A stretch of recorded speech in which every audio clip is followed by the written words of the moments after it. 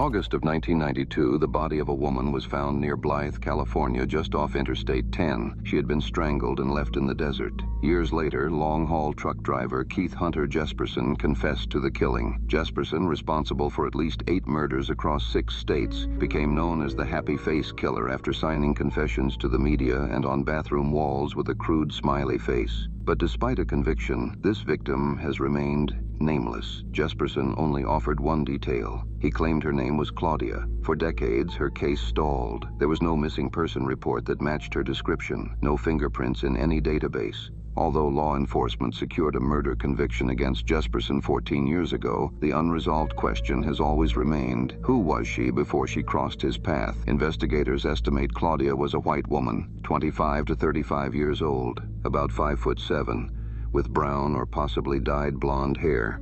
She had a distinctive tattoo of 2 small dots on her right thumb. At the time she was found, she was wearing a motorcycle print t-shirt, a detail that may jog someone's memory. Based on Jesperson's confession and corroborating evidence, Claudia was hitchhiking along Interstate 15 from the Las Vegas or Barstow region toward Los Angeles in August of 1992. Jesperson picked her up at a brake stop south of Victorville inside his purple Peterbilt semi. He strangled her in the trailer, then drove more than 200 miles before dumping her body near Blythe. Only recently have advances in forensic genealogy produced real movement.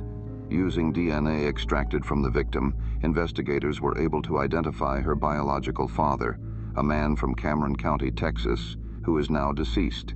They also located several half-siblings, all on the father's side.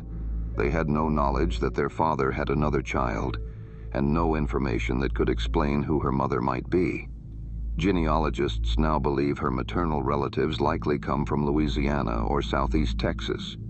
Somewhere in those regions, investigators believe someone is unknowingly connected to a woman who vanished more than 30 years ago. Someone out there remembers a daughter, a sister, or a relative who disappeared in the early 90s. Someone remembers a young woman who traveled west. Someone knows a story that never made it onto paper. If you recognize the sketches, the tattoo, the path she traveled, or the timeline, investigators want to hear from you. After 3 decades, she still has no name. Maybe you can help change that. Can you solve it?